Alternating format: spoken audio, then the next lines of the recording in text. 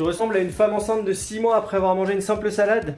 Et pire, est-ce que ton ventre fait des bruits de tuyauterie bizarres, des glouglous gênants? Supprimer le gluten, le lactose ou les légumes au hasard ne va pas forcément régler ton problème. Mais non, parce que le problème, ce n'est pas forcément l'aliment. C'est que ton usine interne est en grève. Et ça s'appelle la dysbiose. Imagine que ton ventre est une usine de recyclage. Pour digérer, tu as besoin d'ouvriers équipés de ciseaux. Ce sont les enzymes digestives. Et tu as besoin de milliards de petits travailleurs qui traitent la matière. Ce sont les probiotiques, des bonnes bactéries. Si tu as une dysbiose, c'est un déséquilibre. Les ouvriers sont absents en fait. Et le résultat, c'est que tes aliments ne sont pas découpés correctement.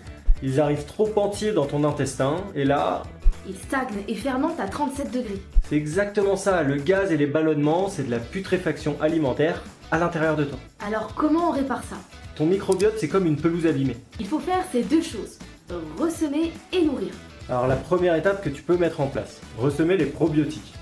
Ça revient à réintroduire de la vie.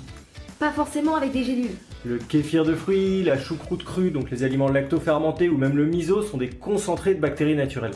Prends-en une petite quantité chaque jour pour repeupler la colonie. Et n'oublie pas les enzymes, en plus la plus puissante et gratuite, elle est amenée par la mastication. Si tu avales tout rond, tu prives tes aliments de salive. Et la salive contient la première enzyme. Deuxième étape, l'engrais, les prébiotiques. Ça ne sert à rien de semer si tu ne nourris pas tes bactéries. Elles ont besoin de fibres spécifiques.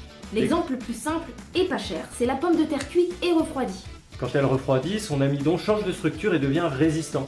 Tes bactéries en raffolent, s'en servent comme nourriture et produisent en échange des acides gras qui soignent ta paroi intestinale. Arrête d'enlever des aliments par peur. Commence par remettre de la vie dans ton ventre. Et abonne-toi pour devenir le jardinier de ta santé.